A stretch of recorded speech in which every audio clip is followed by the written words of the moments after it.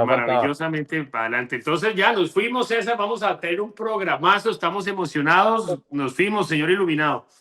Bueno, buenos días a todos y bienvenidos nuevamente al Recreo Deportivo. Antes que comenzar y presentar a nuestro invitadazo de hoy, pues tenemos aquí el ojo del escritor con la caricatura que nos mandó del despechado. Entonces no sé cómo la ven mis compañeros. Perfecta, sí. Perfecto. Perfecto despecho de hincha de Millonarios. Perfecto. O sea, que no llega a las finales. Es perfecto. Hincha de Millonarios que creo que como nuestro invitado de hoy, si no estoy mal. Entonces antes que todo vamos, yo creo que no necesita presentación realmente. El Necesitas maestro. aplausos. Sí, sí, sí. Entonces yo creo que necesitamos una presentación para el maestro del arte del toreo, maestro de la superación personal y maestro de la resistencia ante las adversidades de la vida. Realmente es impresionante la carrera que tiene César Rincón. Entonces, bienvenido, maestro César Rincón. Muchas gracias por aceptar la invitación y menos mal estamos finalmente en el programa. Muchísimas gracias, son muy buenos días. Contentísimo, feliz de participar con ustedes en el programa. Y para mí, lógicamente, es un elogio el que usted me habla también de la superación personal. Y me agrada muchísimo porque he hecho mi mirada atrás y digo, wow, me alegra mucho que haya personas que conozcan lo que es mi vida, ¿no? Y bueno, vamos a desarrollar un programa para mi gusto muy apasionante. Gracias. Sí, es que realmente es tan amplia la trayectoria y los logros que ha tenido César Rincón durante su carrera como torero, como matador de toros, que es difícil uno centrarse en algunos, saber uno exactamente qué es lo que más le gustaría preguntarle. Entonces yo, que me tocó, digamos, en suerte eh, dirigir, digamos, el programa de hoy. Quisiera que nos centráramos básicamente en tres fechas principales que para mí como aficionado a César han marcado la trayectoria de él. La primera fecha es la de el diciembre 8 de 1982. La otra fecha eh, espera, que aquí se me perdió un poquito, el noviembre 6 de 1990 y la otra fecha va a ser el 21 de mayo de 1991. Entonces quiero que giremos alrededor de esas tres fechas. Yo veo que César ya las tiene claras, mis compañeros seguramente aún no. Entonces, la primera fecha, diciembre 8 de 1982. Mis compañeros seguramente no se acuerdan qué estaban haciendo ese día. Ellos, el filósofo y el gurú no tienen Era ni el idea. año del Mundial de Fútbol de España. Exactamente, había terminado Me va a el pasar, Mundial de sí. Fútbol de España. Ellos no tienen ni idea, pero yo sí tengo clarísimo qué estaba haciendo yo ese día, más o menos hacia las 3:30, 3 de la tarde. Yo estaba escuchando las corridas de toros por RCN y por Caracol. Yo pasaba de una emisora a la otra.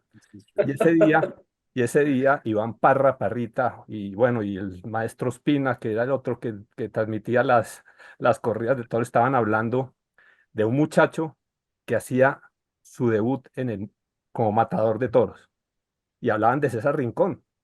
Y yo decía, pero pues a mí me encantaba oír y yo había oído de los colombianos, de Enrique Calvo el Cali, de César Herrera, de Pepe Cáceres, etcétera. Pero yo decía, y este pelado César Rincón, y coincidencialmente tenía mi misma edad, porque el maestro me lleva apenas 2 meses o 3 meses, creo que el maestro es del 65 de noviembre, de septiembre, por ahí así, De septiembre. y yo soy de Del 6 de diciembre. septiembre. Yo decía, pero este muchacho, este tipo con la misma edad mía y está debutando en la Plaza de Toros La Santa María. Y estos narradores taurinos decían, pero es que esta es la nueva figura del toreo colombiano. Y yo decía, pero ¿cómo así? Pero si es que tiene la misma edad, ¿dónde apareció? Entonces, yo quería, miren, aquí está el cartel del debut, aquí aparece, el padrino de confirmación era el, Manzanares, ¿no? no, era Antoñete.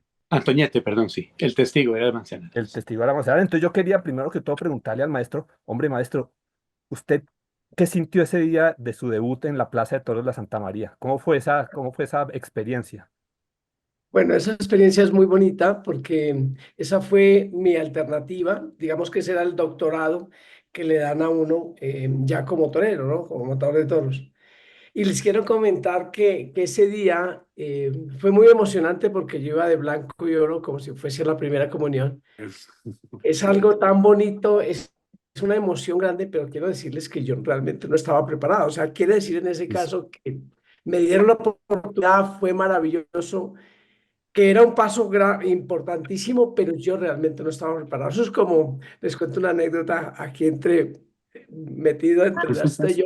Me acuerdo que yo hice la primera comunión y él ya era un poco mayor, y el párroco un día me dijo que me leyera el catecismo. Y entonces yo empecé a leer, y realmente yo no estaba preparado. Cuando fui a la iglesia, un día me dijo el párroco, me dijo que si ya estaba preparado. Entonces, claro, yo me asusté y le dije, sí, sí, ya estoy preparado.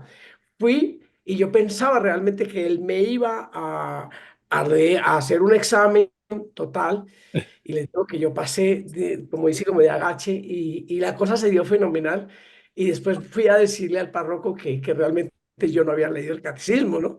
Pero digamos que así fue más o menos la misma vaina, porque yo no estaba preparado para tomar una alternativa, porque no tenía el bagaje suficiente para poder tomar una alternativa. Pero fue muy bonito porque a partir de ahí, pues empezó una carrera de obstáculos, de saber que yo sí tenía grandes expectativas, pero realmente cuando yo me enfrentaba al toro, realmente yo no estaba preparado, no tenía el bagaje suficiente, y eso me costó muchísimo trabajo, ¿no? Pero fue una fecha clave en mi carrera taurina, como cuando a uno pues recibe el título, pues digamos en la universidad. Entonces sí, te Claro. dan un título, pero a partir de ahí tienes que empezar a buscarte la vida, ¿no? Y claro, y es que lo que más sorprende es que uno pues ve a niños que son aficionados al fútbol, a los carros, a otro tipo de actividades, pero es que realmente encontrar un niño que sea aficionado y que tenga el valor, que tenga la claridad mental de decir, yo me le voy a enfrentar a un toro de 600 kilos, no es tan sencillo. Es que eso es una cosa dificilísima. Y entonces yo me puse a investigar un poco y me encontré con un documental que les recomiendo mucho a todos los que están viendo el programa, y es El Niño Torero, algo así se llama, no recuerdo exactamente cómo, fue un documental que hizo la televisión francesa de Mm, César desde chiquito. Entonces aquí vemos, por ejemplo, a César con sus hermanos mirando las fotos que tomaba su padre, que era un fotógrafo taurino Espectacular. espectacular. Entonces yo creo que ahí fue su primera, su primer contacto con el mundo de los toros, maestro, de las fotos de su padre. Sí, realmente ese fue mi primer contacto porque mi papá quiso ser torero y toreaba en los pueblos, nunca llegó a torear en una plaza ni de Bogotá, ni de Cali, ni Cartagena, ni Manizales, entre otras plazas, nunca llegó a hacerlo, ¿no? Entonces, él toreaba en los pueblos y toreaba toros cebú, de los que realmente lo que hacían era, en algún momento, en el matadero prácticamente del pueblo, miraban el que más tenía actitud, el que embestía, y ese lo cogían y lo llevaban a la plaza de toros, que normalmente eran plazas de toros en guadua, en madera. Y ahí pues mi papá pues no llegó a desarrollarse como torero, pero sí dijo, pues yo como me gusta tanto esta profesión, lo que hizo fue empezar una carrera de fotografía, y ahí es donde yo me engancho, porque yo veía, Increíble. él hacía cómo revelaba las fotos en ese pequeño cuarto. Entonces a mí me gustaba, y ya cuando yo me di cuenta, mi papá me trajo una muletica pequeñita y empecé a jugar con mi perrito, y así fue, digamos que mi primer animal que yo toré en mi vida fue mi perrito. Increíble esa historia, César. Pero yo te iba a decir una cosa. Tu primer animal fue el perro y tú llegaste entonces al toreo por la fotografía. Sí, ese fue mi... Tremenda historia, ¿ah? Increíble. Qué belleza historia. Wow. Bueno, entonces Y sí, yo, luego, lógicamente, les quiero contar que para mí eso fue importante, porque la ilusión para mí era de ir a acompañar a mi papá a vender las fotos o las figuras del toreo. Y entonces, cuando tú vendes las fotos a las figuras del toreo, pues ves a esos trajes tan espectaculares que llegan a esos hoteles maravillosos. Entonces, claro, tú de niño, bueno, hago un paralelo, yo tengo un hijo que tiene 15 años y que es muy aficionado al fútbol. Y entonces, claro, ve a Ronaldo, ve a Messi, ve a tantas figuras, y eso pues se iluminan los ojos, y a mí me pasaba con la tauromaquia, lamentablemente. es Oye, que ¿y hay, de qué hincha es tu equipo? Qué pena, tu hijo, ¿de qué equipo es hincha? Solo así un paréntesis. No, está jugando en el Rayo Vallecano, él quiere Ah, crecer, y qué bueno, está en bueno. un proceso que Muy me bueno. encanta. El otro día precisamente te estoy viendo que tú eres también aficionado al fútbol, y él es le regalé una camiseta que me regaló un gran amigo mío que se llama Ginás, que juega en Millonarios, y entonces se la llevé y un día se la colocó y dijo, papá, ¿qué tal me queda? Y dice, "Va". Yo no sé si te quedaba un poquito grande, pero era tan bonito porque él le dio la conexión que tenemos entre Colombia y España es fantástica, ¿no? Y entonces él va Espectacular. de Millonarios y allí en Qué España juega. bueno, qué interesante. Bueno, El filósofo feliz con esa historia, el filósofo feliz. Estoy viendo que la vida del maestro comenzó por el pie derecho, sí. Y quisiera yo también, hablando de la génesis de los toros, maestro, Príncipe se llama el perrito, ¿cierto? Y de ahí comenzó entonces esa afición. ¿Cuándo consideras tú, porque tú dices que en esa alternativa no estabas preparado, ¿cuándo crees tú que realmente ya eras un torero? ¿En qué momento? Yo empecé a desarrollar mi carrera realmente o sea, fui muchas veces a España, volvía, pero pues como tú no estás preparado realmente, pues es ir a ver si te abren una puerta que cuando tú no estás preparado, ni te dejan prácticamente abrir la puerta. Entonces estuve en México, estuve lógicamente en España mucho tiempo. En eso sí decidí venir, de ir y venir, que me costaba muchísima plata pagar por torear, porque pues hay que pagar al principio, pues igual que hoy en día lo veo así, que es como tú tienes que pagar para la universidad o tienes que pagar para un grado o un Claro. máster, lo tienes que pagar. En ese sentido yo no lo veía así, pero realmente es así. Yo llegué a endeudarme muchísimo y realmente mi carrera se consolidó desde el año 86 hasta el año 90 Ok. aquí en Colombia, donde toreaba en una cantidad de pueblos impresionante, sobre todo en Boyacá, en Santander, en Cundinamarca. Y tuve la suerte de ver un esplendor en la tauromaquia muy grande en esos años 80, casi hacia los 90. Y ahí fue donde yo me preparé fundamentalmente y cuando yo llegué ya o sea, a llegar a España muy preparado, ya toqué la puerta y ya fue pues una sensación diferente porque realmente yo estaba muy preparado. Entonces, digamos que ese proceso, casi fueron 10 años desde que yo triunfo, o sea, desde que tomo la alternativa hasta que triunfo en Madrid, casi han pasado 10 años de una situación bastante compleja. Bueno, de pronto esta charla de pronto se va a ver un poco desilvanada porque saltamos de pronto de temas un poco más trascendentales a unos más banales, Pero pero ese es el producto de la emoción, ¿no? exacto, es que Iluminado. es el producto de la emoción. Entonces, digamos, aquí quería hacer un paréntesis y es que César dice que él miraba cada detalle de lo que sucedía en la fiesta de los toros. Y yo me di cuenta en ese documental que les comentaba que efectivamente cuando él era un niño de 10 no sé, 10 años, 12 años más o menos, él se iba a entrenar. Ahí me dio la impresión que era como al Parque Nacional. Sí. Y también entrenaba pues en otros sitios y tenía como padrino, como profesor a un matador que se llama Alberto Ruiz. Era un señor, pues, un matador. Y yo veía ese niño, César Rincón, miraba cada detalle, cómo era el vestido de luces y cómo se lo ponían y cómo era, y era como muy ávido de asimilar todo ese aprendizaje. Acá, por ejemplo, vemos una foto haciendo unos pases con un capote con Alberto Ruiz. Entonces básicamente tenía dos preguntas sobre ese proceso. Primero nos habló de que le han regalado una camiseta de Millonarios. Yo quería saber, maestro, ¿cuál era su color preferido de los vestidos de luces? Primero. Segundo, ¿cuántos vestidos de luces? Si tiene una idea más o menos de cuántos llegó a tener. Y tercero, esos vestidos de luces son muy valiosos, son espectaculares. ¿Dónde están esos vestidos de luces? Y principalmente, ¿dónde está el de su debut? ¿Y dónde está el del día que triunfó por primera vez en las ventas de Madrid? Basi- Pero realmente yo estoy viendo la imagen que está ahí en el fondo de tu presentación.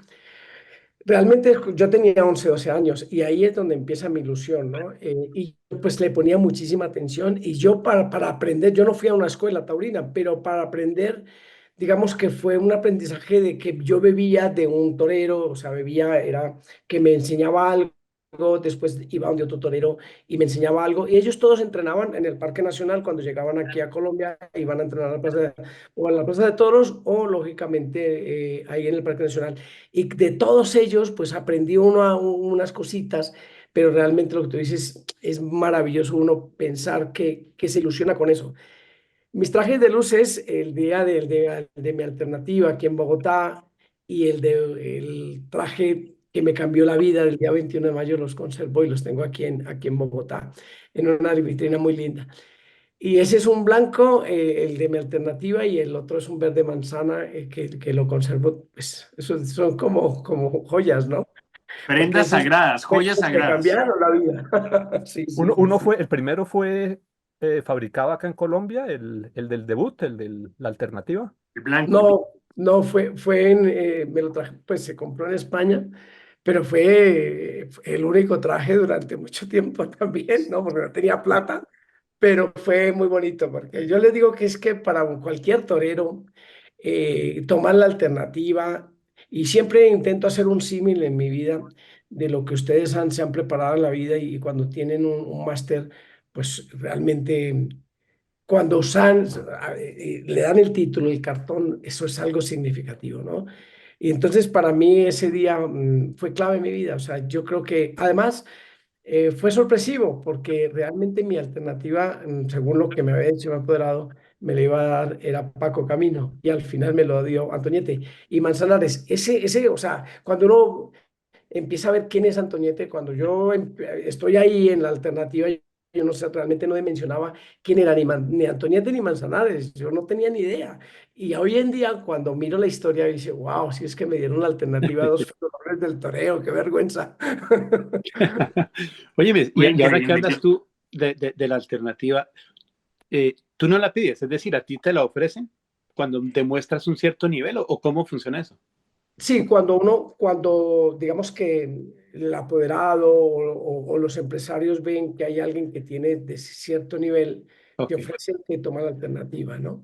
de acuerdo. Muchas veces si yo voy y la pido y si no estoy preparado, me dice, pero este niño quiere tomarse o quiere compartir aquí esta mesa con nosotros y todavía no saben ni qué es un vino. Me hago un símil también De de eso. acuerdo. Yo tengo una Yo quiero pregunta. hacer una pregunta, maestro César Rincón, que es la siguiente, y es, usted nos habló de un proceso muy lindo que fue un proceso de lucha, de resiliencia, de casi una década desde el momento de la alternativa hasta triunfar brillantemente en las ventas en España, en Madrid.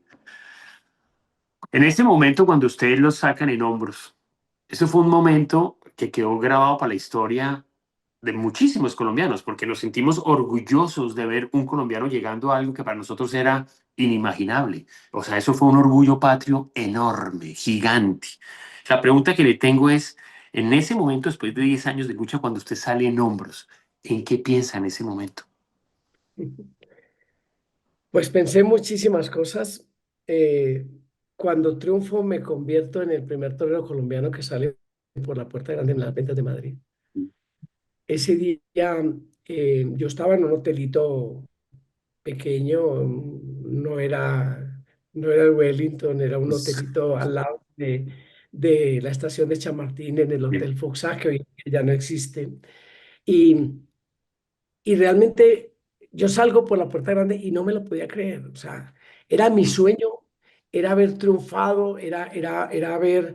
Y solamente tenía una corrida de toros. O sea, son 20 y pico de festejos, casi 27 corridas de toros, que sean todos los días en las ventas de Madrid. Y a mí solamente tenía una oportunidad, no había segunda oportunidad. Y pensar que ese día lograba lo que muchos soñan o soñamos con abrir la puerta grande en Madrid. Lógicamente, cuando yo salgo por la puerta grande de las ventas de Madrid en volandas, viendo la cantidad de gente aplaudiendo y gritando torero, torero, Uf, yo qué emoción. realmente se me esgajaban las lágrimas. Fue uno de los momentos más bonitos y nunca se me va a olvidar. Hay momentos en la vida, yo creo, yo no tengo muy buena memoria, pero como dice, hay memoria selectiva. Y en Sí. este caso, me acuerdo de ese momento mágico que se me cambió la vida, y en 10 15 minutos realmente te cambia la vida. O sea, la tauromaquia es tan bonita con ese triunfo realmente hay un antes y un después de César Rincón en mi vida y mi carrera, y fue para toda la vida. O sea, fue un cambio, pero impresionante. O sea, es algo que yo quiero decir que amo la tauromaquia, amo al toro de Lidia, porque sin ese animal, nunca en la vida, estoy segurísimo, hubiera conseguido todo lo que tengo, porque yo hoy día tengo más de lo que un día soñé. Entonces, ustedes se pueden imaginar el amor, el agradecimiento eterno hacia la tauromaquia. Maestro, yo quería preguntarle una cosa y es, bueno, eso fue en el año 1991. Resulta que en el año 1990 había sucedido un acontecimiento fatal y fue una cornada que le pegó un toro en Palmira, que lo tuvo en una situación, en una condición crítica, pues. ¿Cómo hace uno para después de una cornada tan fuerte tomar otra vez, tener nuevamente el valor de enfrentársele a los toros, a un animal de 600 kilos? Primero quería preguntarle rápidamente una cosa. ¿Qué siente uno cuando pasa por el lado de un animal de 600 kilos y la gente grita ole en la plaza? Eso, esa adrenalina, yo no me imagino cómo puede ser posible esa. Y segundo, ¿de dónde saca uno el valor para después de una jornada de esas volver a tener la fuerza de enfrentársele a un animal de esos? Bueno, usted hace un momentico me habló de esas tres fechas importantes y le agradezco mucho. Yo creo que esa fecha del 2 de noviembre de 1990 para mí fue un antes y un después porque yo volví a nacer ahí en Palmira. Mm. Yo nací en Bogotá el 5 de septiembre Volvían a hacer.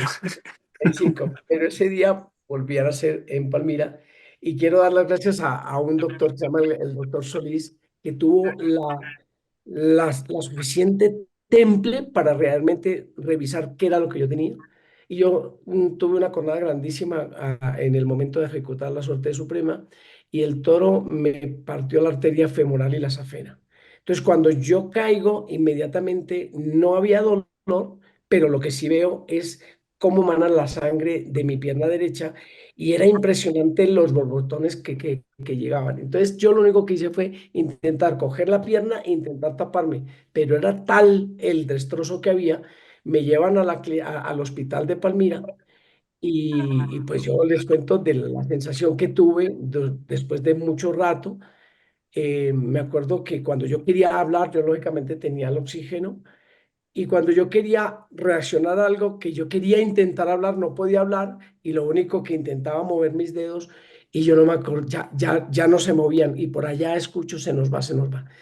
Esa sensación nunca se me va a olvidar también, o sea, esa sensación es algo que me quedó grabado en mi mente y por eso digo yo, ahí volví a nacer gracias a ellos y bueno, pues la verdad es que luego se desarrollaron cosas importantes para mí, porque yo siempre digo que ahí en Palmirán me dieron tanto amor, me dieron, lógicamente, me tuvieron que donar sangre y me pusieron esa sangre. Y yo digo que en ese sangre que me pusieron ya gasolina de avión, porque a partir de ahí mi carrera fue meteórica, fue, Le pusieron gasolina premium, maestro, ¿no? Premium. así Premium es, turbo.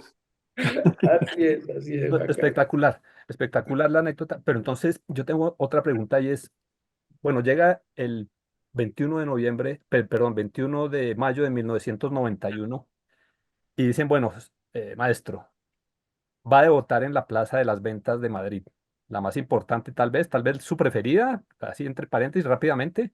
No, es la más importante en el calendario mundial taurino. Eso, y disculpen otra vez, hago el símil, es como un ciclista llegar a estar Tour de anunciado Francia. que va a ir al Tour de Francia. O sea, dice, Es el no, Tour es de lo Francia. máximo. O sea, hay otras carreras, sí, muchas, pero el Tour de Francia es el no va más. O sea, eso es llegar ahí y en tu debut, pues me estoy acordando de Egan Bernal. O sea, Claro. dice, "Oye, es el debut, y dice, "Pa, la primera carrera. Y llega y oye, se pone el maillot amarillo. Eso es la misma vaina, o sea, es una cosa de ese sentido, o sea, es algo tan grande que eso es, o sea, lo sueña uno y dice, bueno, pero primero que todo, vete a estar en un equipo, o sea, tiene que pasar tantas cosas Sí. para que tú puedas estar clasificado ya en el cartel que te digan, bueno, vas a torear en Madrid. Entonces, Madrid es eso, Madrid es la más importante del mundo. Hay una plaza la más grande del mundo es en México, es en la México, en el DF. Como dicen en México, dicen, hay 48.000 gentes. Pero, pero no es tan importante como Madrid. Y De son acuerdo. los toros más serios, más grandes, y el público más exigente, tal vez, es la plaza más seria. Entonces, ¿uno cómo hace? Uno dice, bueno, voy a debutar y ¿qué pases voy a ejecutar? ¿Uno previamente define o uno va definiendo en la medida que va pasando el toro? Es que hay algo lindo en la tauromaquia que es magia, el cual nada, o sea, tú puedes tener todo un libreto preparado. todo lo tienes que haber entrenado muchísimo, tienes que tener una gran preparación física, mental, o sea, tienes que haber toreado mucho, mucho de salón, mucho en el campo, pero cuando sale el toro, tú te tienes que adaptar a unas embestidas que te las da el toro en esos 15, 20 minutos, que ese animal nunca ha embestido, es un animal la primera vez que embiste y nos tenemos que adaptar a esa circunstancia de vida. Entonces, todas esas situaciones realmente son espontáneas y todo lo que tú tengas, ese libreto ya no es. Entonces, tienes que adaptarte en un segundo en todas las circunstancias desde que salen. Y ahí está pues la ligereza, el estar continuamente viendo las embestidas del toro en lo que hace, en los cambios que pueda tener ese animal y uno tiene que adaptarse fundamentalmente a esos momentos. O sea, Es, maestro, que podemos decir que la tauromaquia es un arte de la creatividad, indudablemente, ¿no? pero indudablemente lo acabas de decir que es así, o sea, ahí no existe nada que sea, todo es innato, todo es primerizo, en la tauromaquia no hay, tiene que haber improvisación, porque hay, pero tú, aunque lo hayas estudiado, dices tú, bueno, no, o sea, no hay episodios marcados, aunque hay unos tercios marcados que son así, pero la ejecución de la tauromaquia que tú tienes aprendida, muchas veces no sabes cómo en ese momento qué tienes que hacer, pero lo vas desarrollando así en un segundito. Y creo que eso es muy bonito. Y la improvisación en ese sentido, o algunos muletazos que pegues, o algunas faenas que a lo mejor tienes concebida, no es la faena concebida.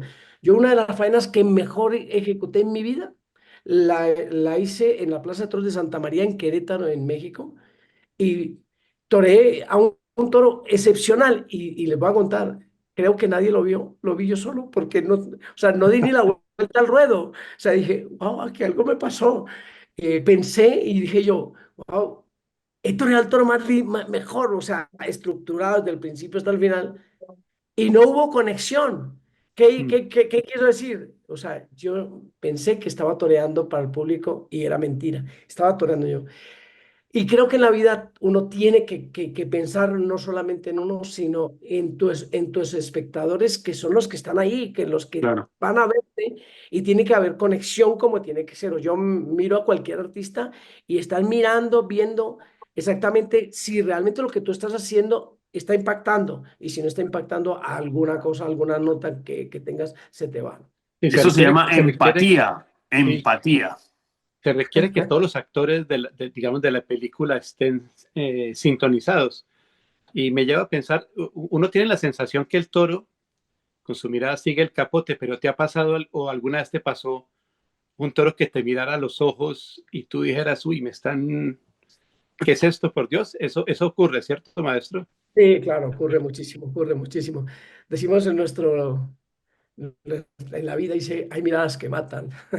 Y así es. O sea, el toro de Lidia, hay algunos toros que cuando tú los miras frente a frente, te dan mirando una mirada de nobleza, te dan miradas fuertes, te dan miradas que te dicen, te voy a coger, te voy a coger. Y en ese sentido que usted acaba de decir, yo me acuerdo un toro en Algeciras que me miraba de una forma impresionante. El toro salió y yo empecé a intentar torarlo con el capote y el toro se me frenó. Inmediatamente, pues tú no puedes ejecutar lo que estabas pensando, por eso hablábamos de la improvisación. Y entonces empiezo yo a quererlo citar y el toro se me frena y me empieza a mirar y lo miro frente a frente y yo dije, wow, esa mirada, les prometo, me quiere matar. Y Ujú. ese toro lo toreé muy difícil y yo me acuerdo de haberle dicho en la cuadrilla, tengan mucho cuidado porque este toro me va a matar. Y tuve muchísimo miedo y yo les cuento, intentaba superar ese miedo, intentaba torearlo y les digo, ese toro me cogió de una forma impresionante, me desnudó completamente y yo les dije, wow, es que hay miradas realmente que maten. No pasó nada, Dios gracias, pero sí hay toros que demandan o sea, yo creo que yo siempre hago un símil con lo que es la vida y nuestra gente. ¿No? O sea, muchas veces cuando llegas a alguien y le vas a dar la mano, sabes exactamente, como dice si te mira la cara, cómo te mira, entonces uno así mismo Claro. actúa, ¿no? o interpreta hacia dónde vamos, ¿no? Bueno, Claro. no sé, se nos está acabando el tiempo. Creo que vamos a entrar a nuestra sección del álgebra de De al tablero Baldor. con Baldor. Al tablero con Baldor. No sé si el maestro tuvo la oportunidad de lidiar a Baldor o no, pero Un bueno. poquito, yo realmente a la escuela fui muy poquito y me Ese sacaron también rápido. necesita improvisación. Ese también. Pues, Ay, Dios. El la sección álgebra del, abandona ahora cuando mi hijo empieza a hablarme un poquitico, le dije, mi amor, pon mucha atención porque eso es lo más difícil del mundo. entre otras, el maestro es un poco egoísta con el hijo porque no quiere que el hijo sea matador, pero bueno, No, para nada. No, no, yo quiero que sea futbolista. Futbolista. yo creo que no aguantaría el estrés de verlo haciéndole los pases que le hacía él a los toros. Sí, porque realmente les digo que, o sea, yo fui torero por dos cosas. Una por necesidad, indudablemente, y otro por gusto, ¿no? Pero si tú puedes tener un gusto, yo admiro muchos toreros hoy en día que sin tener necesidad son capaces de jugarse y de estar en esa línea real o imaginaria de jugarse la vida. El toro de lidia realmente es un animal que te puede matar. Y es así, porque es un animal único, es un animal que solamente hace ese ejercicio. O sea, embiste, es un bovino, pero que embiste, pero que hace cosas que te pueden matar. Entonces yo, en este momento, a mi hijo, yo no quiero que se juegue la vida porque no tiene la necesidad, yo Claro, disfruta.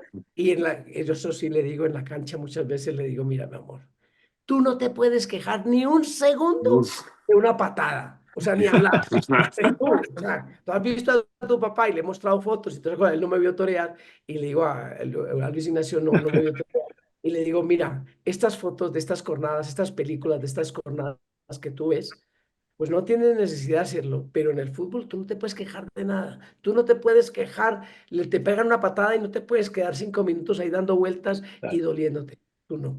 Tú tienes que saber que hay que pararse muy rápido y enfrentar al toro. bueno, muy bien. Entonces, yo hice un ejercicio y fue que le pregunté al chat GPT por los 9 toreros más grandes de la historia. Entonces vamos a hacer un recorrido por las fotos a ver cuál de estos toreros logran reconocer ustedes. No sé si se ve bien ahí la foto. Eso le dijo el chat GPT, ¿no? Sí. Vale. Entonces el primero es este. No sé si lo reconocen. No se alcanza a ver bien. Yo no lo veo. ¿No Me se ve saca bien? el No lo veo muy bien. Tampoco. Entonces, a ver, cambio la visualización a ver si de pronto, a ver, un segundo. Bueno, pero ahí nos tienes que echar un capote, como se dice, un capote, Sí, una ayuda. claro. Una ayudita. Ese es uno de los primeros. Dicen que fue el inventor del torero moderno. ¿Ortega? ¿Puede ser? Juan Ortega. A ver, un segundo, yo trato de cambiar la visualización, a ver si bien pronto dejándolo. A ver, un segundo. eh, a- Bueno, yo no me acuerdo, no lo puedo ver, pero si quiere vamos explorando sobre los nombres de los que conocemos, bueno, el como primero es los... A ver si están. Juan Belmonte. Ah, No, pero Juan bueno. Juan Belmonte. Belmonte. Claro, Vamos a claro, ver si ya, el ya. segundo lo alcanzamos a mirar o no. Ah, hombre, a ese Desde alcanzamos a luego, Juan mirar. Sí. Belmonte, pero Este es que otro. no ¿A este lo ven? hace. Claro, es Manolete. Manolete, muy Manolete. bien, maestro. Manolete que, hombre, yo estaba mirando y los toros eran más pequeños, maestro. Los toros han crecido en tamaño desde esa época a la fecha. Indudablemente, hoy en día son grandísimas. O sea, en aquella época, en los años 50, 60, ha evolucionado muchísimo. Y hoy en día, gracias a una selección maravillosa que hace el ganadero de Lidia, pues hay toros desde luego muchísimo más bravos, con mucho más fijeza, nobles, pero asimismo más complicados. Antiguamente no se veía eso. Bueno, entonces pasamos al siguiente, que, bueno, este yo creo que es un poco más difícil de reconocer. Uy, sí, ¿Cuál será ese? me- No lo veo. me- ¿Qué será? Ignacio Sánchez Mejía, ese me acuerdo es por el poema de Antonio Machado. No, A las 5 de la tarde. Olé. no, es un toro que se llamó Joselito el Gallo. Joselito. Joselito. Bueno, vamos a pasar a uno, No, nos al está siguiente que nos cortando, dio desde luego, ChatGPT. Vamos a ver, es este de acá. Antonio Ordóñez. Perfecto, sí. Es que Antonio, ya vamos con unas Acercándonos. más cercanos. O sea, Antonio Ordóñez fue uno de los toreros. Él nació en Ronda. Precisamente les quiero contar que la plaza más linda que uno se puede imaginar, y algún día ustedes seguramente tendrán la curiosidad, es ir a Ronda, que normalmente las ferias son en septiembre, pero estar en Ronda, eso es una magia. Es una magia. Increíble. Y él es un Interesante, torero de sí. ahí de Ronda. interesante. Descanse. Bueno, vamos a ver el siguiente y les voy a dar una pista. No es el maestro, es el señor que está al otro lado del rey, Al lado izquierdo, al lado derecho, no al lado estás izquierdo Paco. del rey. Al lado izquierdo, César Rincón, al lado derecho, Enrique Es Ponce y su perfecto, majestad Ah, el rey Ponce, en una corrida a la beneficencia. correcto. Qué bueno. Enrique Ponce, con el cual camporteó muchas veces el maestro, ¿cierto? Sí, muchísimas tardes toreamos. Miren, cuando yo me retiré de la tauromaquia después de 25 años de alternativa, de torear, ¿no? Entonces íbamos con Enrique Ponce, gran torero, pues que compartió muchas veces y nos decía el maestro que compartió, nos estaba contando de una anécdota con él. Sí, pues lógicamente durante esos años 90 toreamos muchísimas tardes. Fue uno de los toreros con más rivalidad que tuvimos. Y él ahorita está retirándose de los ruedos. Ahora no sé con cuántos años de alternativa se está retirando a él. Qué pena, no tengo ese registro. Pero sí, yo me retiré con 25 años de alternativa y me retiraba aquí en mi Plaza de Toros, donde yo tomé la alternativa y donde yo quise despedirme. Y quise despedirme en un mano a mano con el torero que más tuve rivalidad. Ese día salimos los dos por la puerta grande y fue un día mágico para mi gusto. Fue muy bonito porque sobre todo nunca se me va a olvidar la gente, la Plaza Toros llena, llena, llena y la gente cómo cantaba, cómo me coreaba con un cariño impresionante y hay imágenes o sea, yo digo, yo acabo de ver, por ejemplo, una despedida de Enrique Ponce en Manizales y yo le digo, wow, lo mío fue magnífico. O sea, yo digo, si yo me llegara a retirar, le diría a alguien, mira esta imagen de Bogotá y así hágala, a ver si es capaz. Yo haciendo un paréntesis, yo tuve la oportunidad de ver torear al maestro un par de oportunidades en la Plaza de Toros de la Santa María, en un par de corridas que tuvo con el Juli. Eso fue por allá en los 96, 97 más o menos, que creo que fueron dos corridas que compartió con el Juli acá en Bogotá. Sí, bueno, fue un torero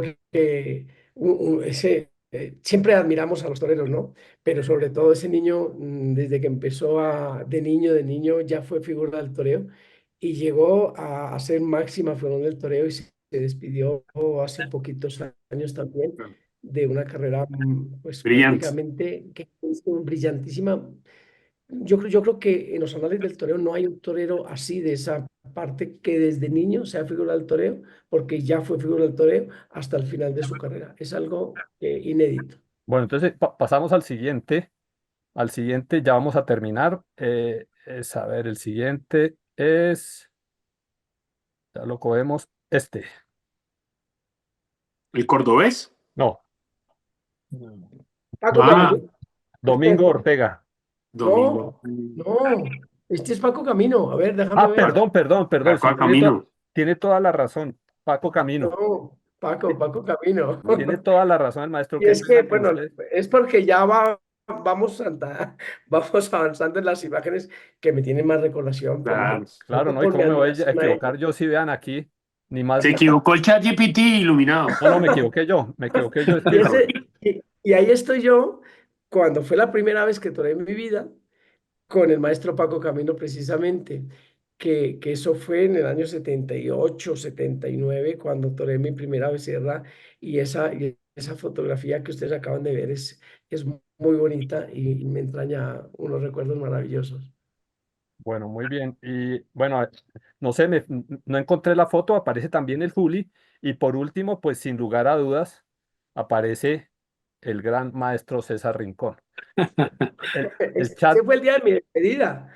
Esa foto de llamarlo de largo al toro, que A mí me gustaba, cada uno va cogiendo su forma de torear y a mí me gustaba realmente ver galopar al toro y ver venirlo.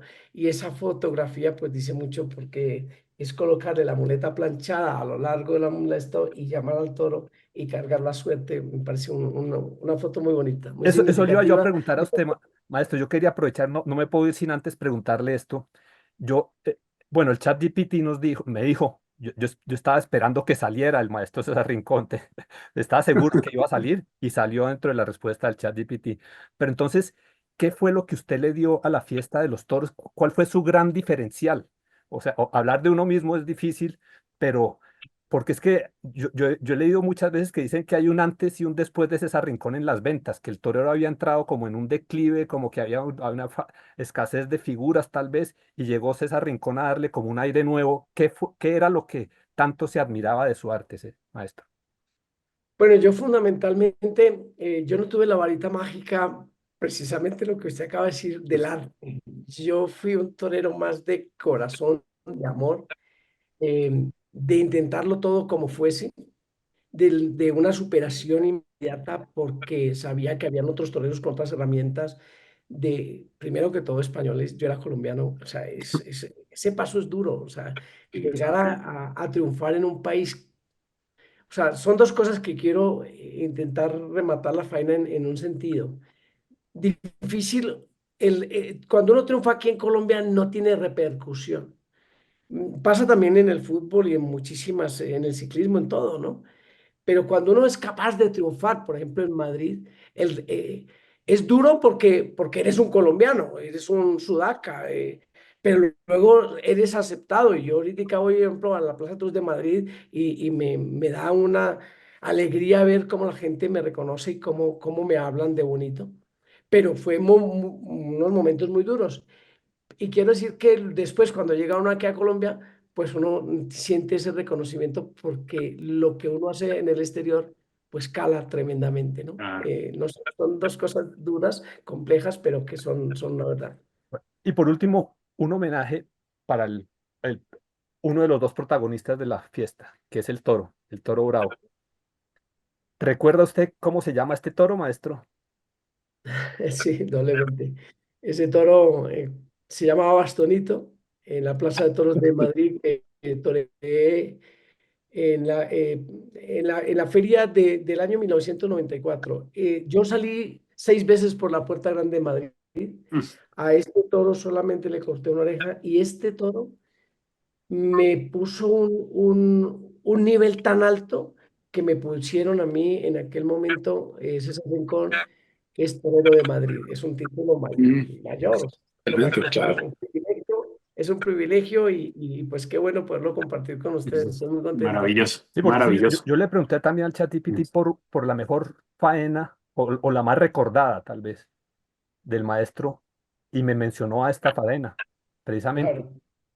Y llamaba la atención que no había sido una de varias torejas, sino de una sola, y además de eso que le pegó un revolcón tremendo, pero, pero pues la menciona como una de las más grandes, y pues le pedí las características de la faena y me mencionó una serie de características que seguramente Qué eran bueno. reales.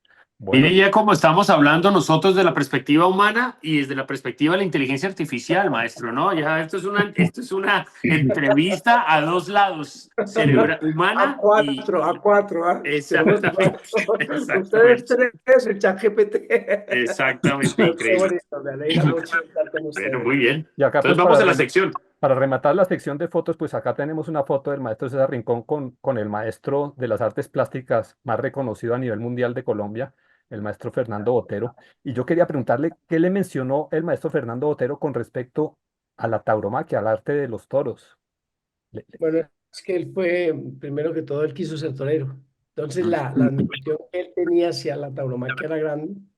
Ustedes saben que tiene unas obras, o el que en paz descanse tuvo unas obras magníficas de la tauromaquia, algo excepcionales, porque él todo era voluminoso, como ustedes lo saben, y además guardamos un cariño excepcional por él. Él quiso y nosotros lo invitamos también a que muchas tardes estuviera con nosotros.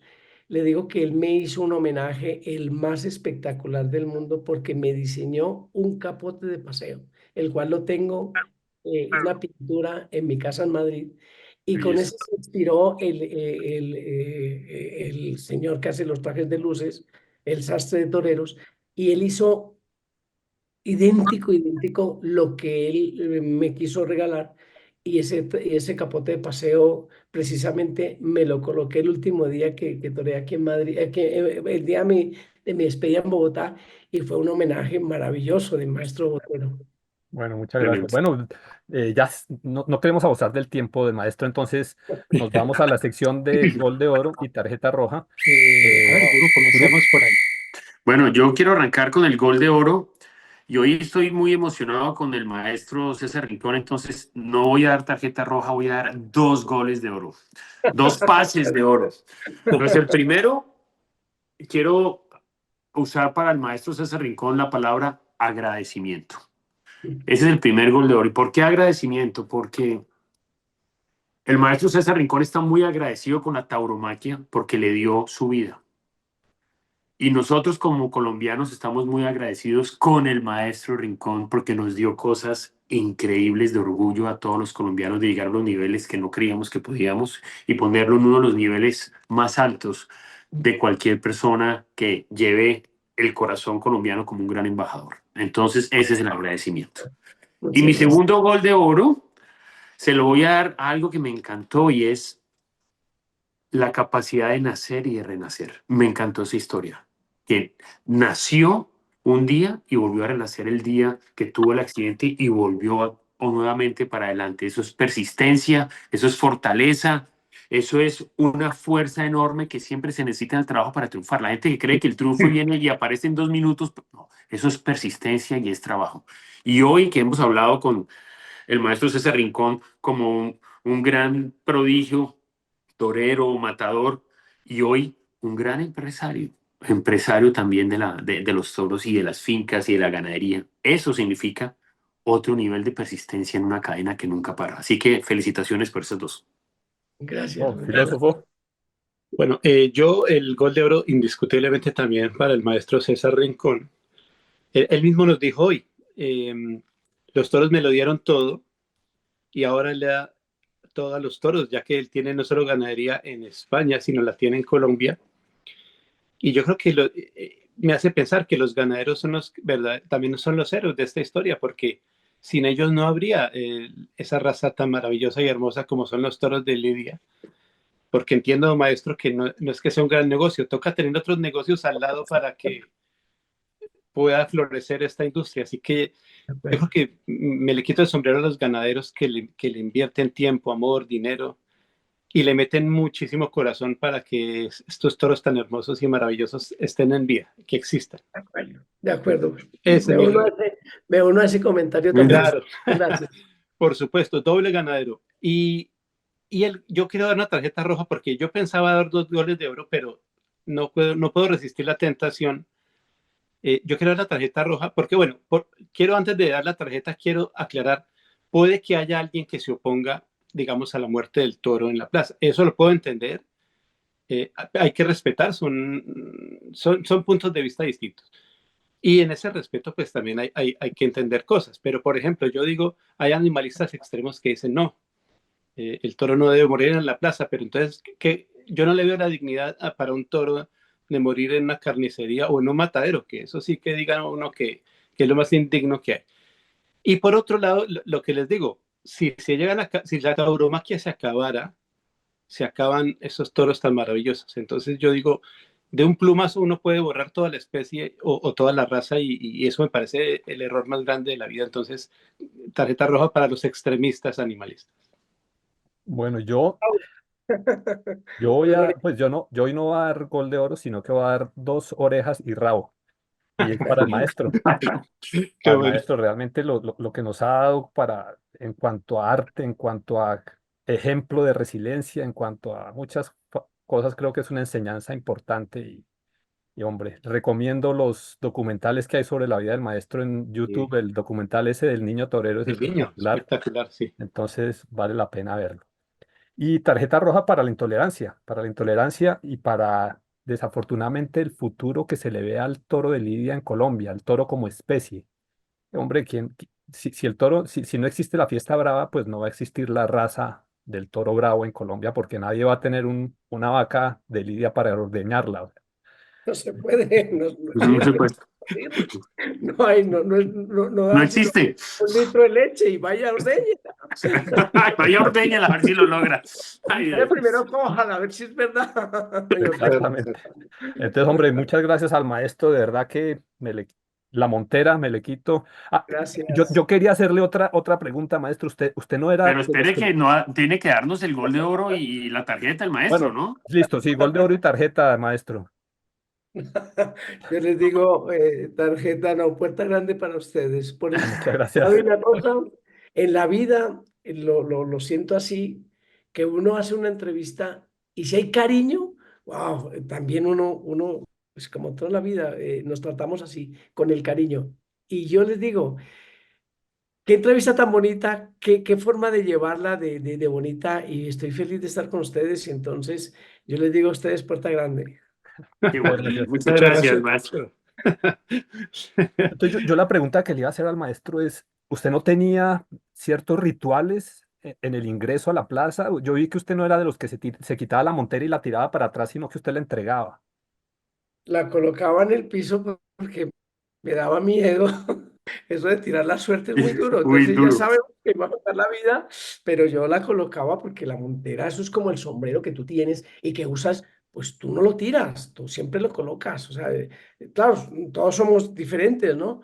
Pero a mí me parece que la montera era, pues es como el sombrero, ¿no? El sombrero tiene un significado muy grande y para mí la montera fue también así. Entonces yo nunca la tiré, solamente la colocaba con mucho mimo en el ruedo muchas veces o cuando no brindaba, iba y se la entregaba a mi hermano, que mi hermano fue mi mozo de espadas durante toda mi carrera taurina, ¿no? Entonces, digamos que es verdad, hubo rituales. Yo, por ejemplo, siempre que llegaba a la arena, lo primero que hacía era una cruz y me santificaba porque realmente sabíamos que, o sea, les digo una cosa, yo nunca pensé que me iba a morir en una plaza de toros, siempre pensé que iba a triunfar, pero sé que está el riesgo, sé que está el riesgo. Yo creo que si alguien piensa que se va a morir ese día, no va a ese escenario, No estoy sale. seguro. Sí, sí, de acuerdo, no, de acuerdo. Bueno, tremendo. Maestro, qué programa, qué entrevista, solo gracias. Ha sido increíble. No se imagina el nivel de agradecimiento que tenemos por su vida, por lo que le ha dado a usted a tanta gente del corazón. Entonces, muchísimas, muchísimas gracias. Y esta es su casa y siempre será su casa. Tan Y le lindo. mandamos un abrazo muy, muy especial.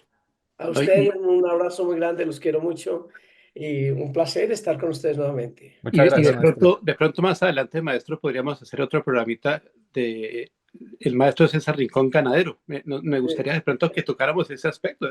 Podría ser, ¿no? Encantadísimo, encantadísimo. Si Buenísimo.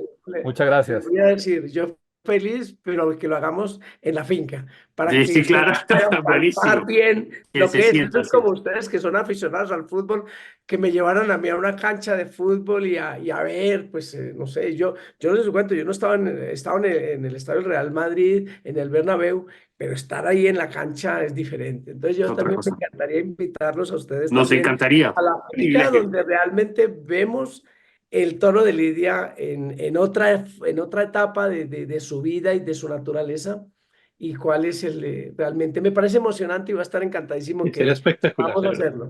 Muchas gracias, Gracias. Muchas maestro. gracias. Bueno, un abrazo. Maestro, Bueno, muchas gracias, muy amable. maestro, un abrazo y muchas gracias.